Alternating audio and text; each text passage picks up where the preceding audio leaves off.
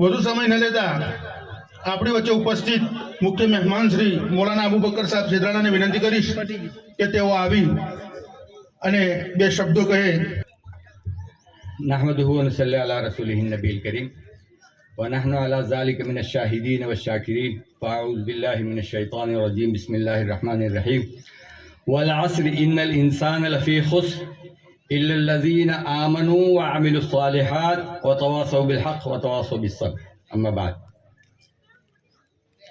मेरे मोहतरम उलमा और स्कूल के चलाने वाले सारे मुंतज़िमीन और असातिज़ा और इलाके के मुअतमिदीन और गांव के सारे अफराद, आज इस मजलिस के अंदर जो प्रोग्राम पेश हुआ वो यकीनन गांव वालों की, असातिज़ा की, मुंतज़िमा की बेदारी का सबूत है. बहुत से शहरों के अंदर प्रोग्रामों में जाना हुआ, बहुत सी स्कूलों के अंदर जाना हुआ, वहाँ नाच गान की महफिलें रहती है और शहरों के अंदर इस तरह के प्रोग्राम होते हैं. किसी गांव के अंदर इस तरह का प्रोग्राम, ये काबिल दाद है, ये बहुत बड़ी बात है. इसलिए कि इस तरह के प्रोग्राम जो है वो शहरों के अंदर किए जाते हैं. तो ये गांव वालों की, असातिज़ा की, मुंतज़िमा की बेदारी का बहुत बड़ा सबूत है. अल्लाह पाक इन लोगों की नीयतों के अंदर खुलूस दे और अल्लाह पाक इनकी मेहनतों को कबूल फरमाए. आज दो अहम चीज़ें हैं. 26 जनवरी यौम जमहूरिया, रिपब्लिक डे, ये इस दिन में सारी पूरे भारत के अंदर ड्राफ्टिंग कमेटी के जो मेन थे डॉक्टर अंबेडकर को सब याद करते हैं. लेकिन हम मुसलमान होकर इस ड्राफ्टिंग कमेटी के अंदर डॉक्टर मोहम्मद सादुल्लाह करके एक हमारे वकील भी है, इनका नाम भी हम नहीं जानते. आसाम के रहने वाले मुखलिस, वो मुसलमानों की तरफ से वकालत करते थे और उस ड्राफ्टिंग कमेटी के अंदर वो थे, आसाम के रहने वाले थे और उन्होंने ये आइन बनाया है. और ये आइन हमारे लिए पुष्पनाही का काम करता है, इसलिए कि आइन के अंदर कुछ बुनियादी हुकूक है और उन बुनियादी हुकूकों को ऐसी जहनियत रखने वाले जो हिंदुस्तान के लोगों को तकसीम करते हैं कारगर नहीं हो सकते.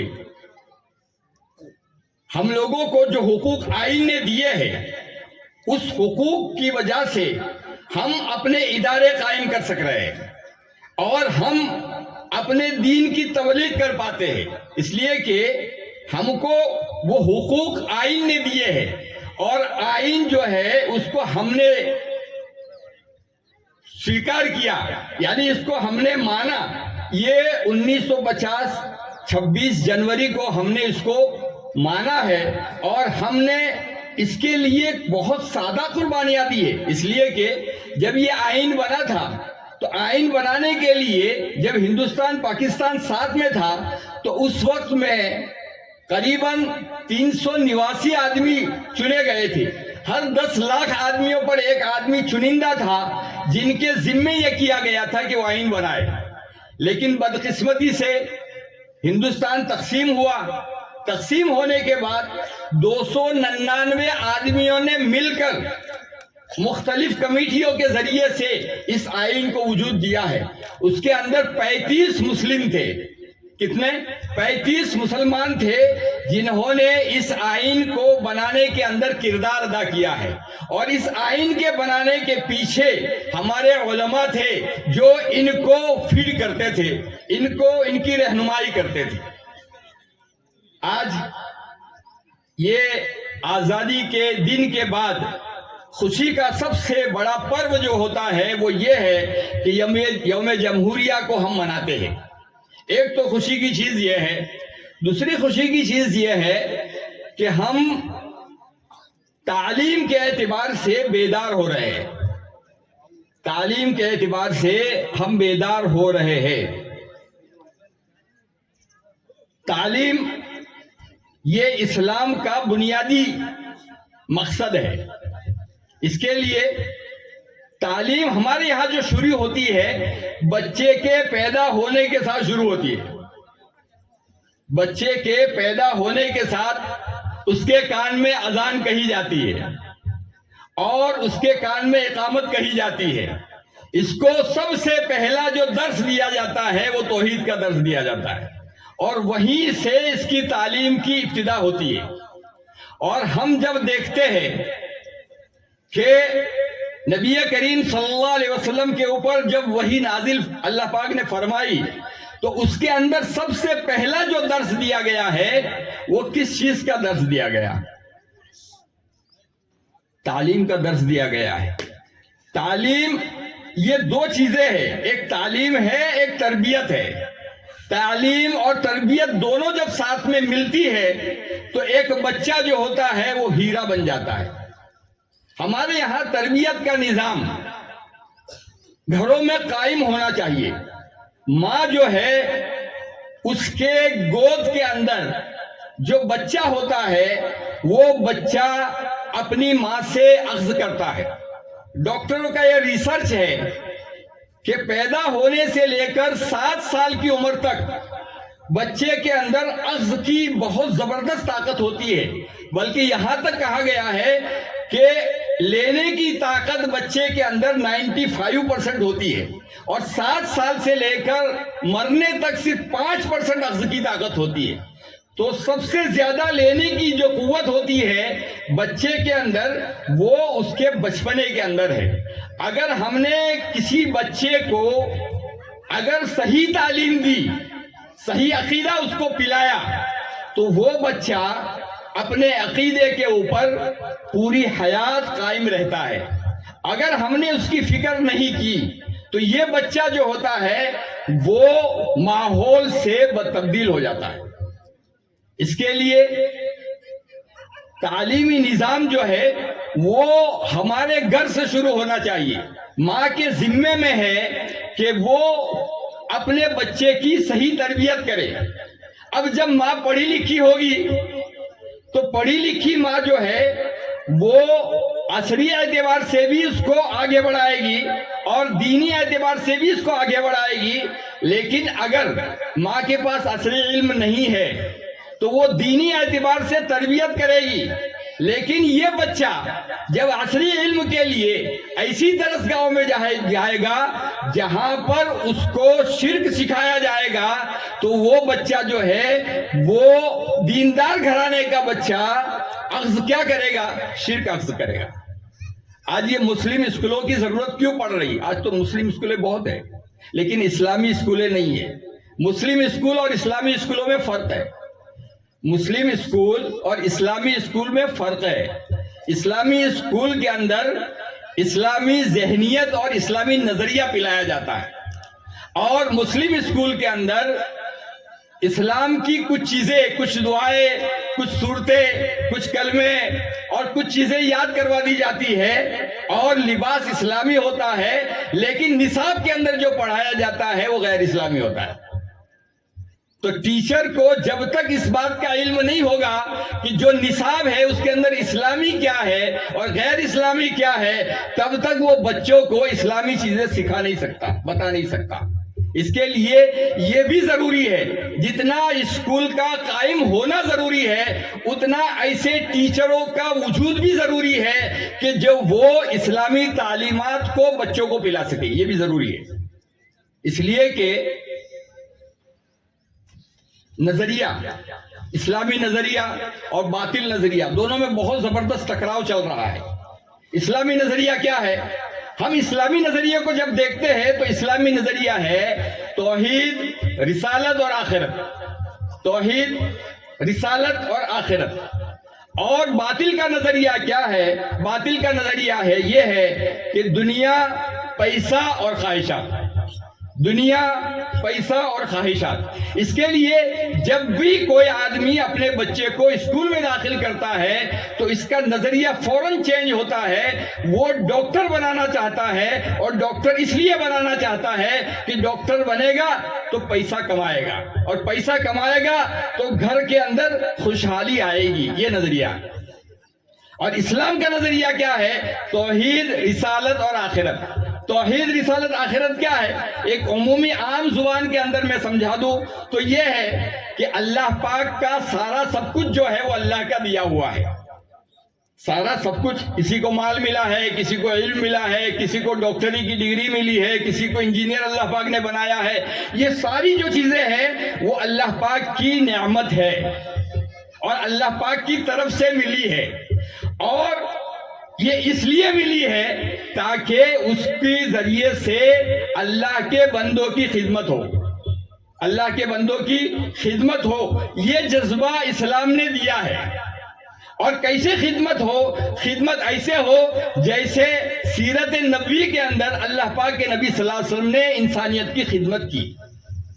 اگر ہم نے اس کو امانت جان کر، توحید پر قائم رہ کر، اللہ کی امانت کو سمجھ کر اس کا صحیح استعمال کیا تو اس وقت کے اندر ہم اللہ کے یہاں ماجور ہوں گے، اللہ کے یہاں اجر ملے گا۔ لیکن اگر ہم نے اس کو اپنی جائیداد سمجھا، مال کو اپنا سمجھا، اور مال کو اپنا سمجھنے کے بعد ان مالوں کو لوگوں کو دینے کے بجائے بنگلوں میں، گھروں میں اور اپنی خواہشات کو پورا کرنے میں لگایا، تو کل قیامت کے دن ہم سب کو پتا ہے کہ آخرت کے اندر ہر چیز کا حساب ہوگا۔ جوانی کہاں لگائی، حساب ہوگا۔ زندگی کہاں بسر کی، حساب ہوگا۔ علم کیا حاصل کیا، حساب ہوگا۔ علم پر کتنا عمل کیا، حساب ہوگا۔ یہ سارے حسابات، مال کہاں سے کمایا، کہاں خرچ کیا، یہ حساب اس لیے ہے کہ یہ جان، مال اور یہ ساری چیزیں جو ہے، جو اللہ پاک کی نعمت ہے، وہ ہماری نہیں ہے، اللہ پاک کی دین ہے۔ اس کے لیے ہم لوگوں کا اپنا ایک نظریہ ہے۔ وہ نظریہ جب تک بچوں میں نہیں جائے گا تو ہمارا مسلمان ڈاکٹر بننے کے باوجود وہ غریبوں کے جیبوں کو کاٹے گا۔ اور باطل کا نظریہ پیسہ کمانا ہے تو جو خدمت کی جگہیں تھی، تعلیم خدمت کی جگہ تھی، اور علاج، بیماریوں کے اندر معاونت، یہ خدمت کی جگہ تھی، وہ آج سارے شعبے پروفیشنل بن گئے ہیں اور وہاں پر لوٹ مچی ہوئی ہے۔ اس لیے کہ نظریے میں فرق ہے۔ تو اسلامی اسکولیں قائم ہونا ضروری ہے۔ مسلمانوں کو اپنی اسلامی اسکولوں کے اندر اپنے بچوں کو اسلامی نظریہ دینا ضروری ہے، اور اس کے لیے اسلامی نظریے کے ٹیچرز کو لانا ضروری ہے۔ اگر اسلامی نظریے کے جاننے والے ٹیچر اگر نہیں ہوئے تو بہت بڑا نقصان ہوگا، اس لیے کہ باطل اپنے نظریے کو چپکے سے اس طرح داخل کر رہا ہے کہ ہم اس کو محسوس بھی نہیں کر سکتے۔ مثال کے طور پر آپ لوگوں نے ایک فوٹو دیکھا ہوگا کہ ایک گلڑ ہوتا ہے، گلو اپنے کیے سے جنا، جس کے اندر چھوٹے چھوٹے بچے 1 روپے کا 2 روپے کا سکہ ڈالتے ہیں۔ تو ہمارے یہاں ڈبے ہوتے ہیں، تو مٹی کا ایک گلڑ بنا ہوا ہوتا ہے اور اس کو شیپ دی ہوئی ہوتی ہے پیٹ کی، سور کی۔ بینکوں کے اوپر ہمیشہ اس کے فوٹوز وغیرہ لگے ہوئے ہوتے ہیں۔ تو جب چھوٹے چھوٹے بچے ہوتے ہیں تو ان کے سبق کے اندر پیسوں کو بچانے کے لیے یہ ایک سبق دیا جاتا ہے کہ آپ تھوڑی تھوڑی رقم اس گلڑ میں ڈالیں، لیکن اس کا شیپ جو بنا ہوا ہوتا ہے وہ پگ کا ہوتا ہے۔ کیوں؟ اس لیے کہ پگ کی نفرت بچوں کے دلوں سے نکال کر، اس کے ناپاکی اور اس کی جو گندگی ہے اس سے نکال کر ان کے دل میں ان کی خواہش کو پیدا کرنے کے لیے کیا جاتا ہے۔ ایک پارٹ ہے، ایک سبق ہے۔ اس کے اندر کیا ہے؟ اس کے اندر یہ ہے کہ دان دو پنیہ ہوگا، دان یعنی صدقہ کرو ثواب ملے گا۔ تو اس کے اندر کیا کیا ہے کہ ایک مندر بنائی ہے، اور مندر کے باہر چند لوگوں کو بٹھایا ہے، جس میں ٹوپی داڑھی والے ہیں، کچھ برقع پوش عورتیں بیٹھی ہیں، کچھ ننگے بدن لڑکے کٹورا لے کر بیٹھے ہیں، کچھ لوگ مندر سے نکل رہے ہیں اور ان کو 1-2 روپیہ دے رہے ہیں۔ یہ سبق تو اچھا ہے، یہ سبق تو ہونا چاہیے، لیکن اس سبق کو بنانے والے کا مقصد یہ ہے کہ اسلام، جب ہمارا بچہ اسکول میں جائے گا اور اس کو پڑھے گا اور جب اس تصویروں کو دیکھے گا تو اس کے دل میں آئے گا کہ اسلام جو ہے وہ مانگنے والوں کا مذہب ہے، اسلام غریبوں کا مذہب ہے، اسلام ناداروں کا مذہب ہے، اور ہر ایسی چیز سے آدمی کو نفرت ہوتی ہے، اور دینے والے لوگ یہ لوگ ہیں، ان کے ہاتھ سے دیا جاتا ہے، یہ مال والے لوگ ہیں، تو ان کی محبت اس کے دل میں آئے گی۔ اسلام سے نفرت پیدا کر کے کیا کیا جا رہا ہے؟ اب مصر کے اندر ایک بک چھپی ہے، حساب کی بک۔ حساب کے بک کے اندر عقیدہ کیا ہوگا؟ حساب کے بک کے اندر تو 2-2-4 ہوتا ہے، لیکن تعلیم کے راستے سے جب باطل کسی چیز کو داخل کرنا چاہتا ہے تو اس طرح داخل کرتا ہے کہ اس کے اندر ایک پارٹ ہے جس کے اندر یہ بتایا گیا ہے کہ ایک لڑکی جس کا نام فاطمہ ہے، وہ نقاب پہنے ہوئے ہے، وہ اس کے ہاتھ میں 2 بوتل شراب کی ہے، وہ ابراہیم سے ملتی ہے، ابراہیم ٹوپی پہنے ہوئے ہے اور دونوں معانقہ کرتے ہیں، اور یہ فاطمہ ابراہیم کو 2 بوتل دیتی ہے، پھر یہ دونوں مل کر اسماعیل کے پاس جاتے ہیں، اس کے پاس 4 بوتل ہے۔ اب یہ حساب لگایا جاتا ہے کہ کتنی بوتلیں ہوئی، تو بچے تو نادان ہے، کہیں گے 2-2 4 4 8، حساب تو صحیح ہے، لیکن اس کے پیچھے بیک میں کیا پڑھایا جا رہا ہے وہ ہم کو سمجھنا ہے۔ اسلامی تعلیمات کے خلاف کوئی چیز پڑھائی جا رہی ہے۔ عورت کا مرد سے معانقہ کرنا کوئی بری چیز نہیں ہے، یہ بتایا جا رہا ہے۔ اس کے علاوہ یہ بتایا جا رہا ہے کہ شراب اتنی نفرت کی چیز نہیں ہے، شراب اتنی نفرت کی چیز نہیں ہے۔ تو تعلیم کے راستے سے جو چیزیں آ رہی ہے اس کا دفاع بہت زیادہ ضروری ہے، اور اب تو ہمارے کچھ لوگوں نے ہماری تعلیم، بھارت کے تعلیم جو تھی وہ جمہوری تعلیم تھی، جس کے اندر ہر سکھ، عیسائی، ہندو، مسلم اس تعلیم کو لے تو اس کو کوئی حرج نہیں ہو رہا تھا، لیکن اب یہ ہو رہا ہے کہ انہوں نے اس کے اندر بھی ملاوٹ شروع کر دی ہے، اور اس ملاوٹ کے شروع کرنے کی وجہ سے ہم لوگوں کو اپنی توحید کے اعتبار سے، اپنے دین کے اعتبار سے ہم لوگوں کو خطرہ محسوس ہونا شروع ہو چکا ہے۔ اب اس کے لیے 2 چیزوں کی ضرورت پیش آ رہی ہے۔ ایک تو ایسے ٹیچر ہو جو ان سازشوں کو سمجھ سکے، اور دوسرے اپنی ایسی اسکول ہو جس کے اندر ہم اپنے بچوں کو اپنے ماحول، اپنی تہذیب کے اندر ان کو تعلیم دے سکے۔ یہ بہت زیادہ ضروری ہو چکا ہے۔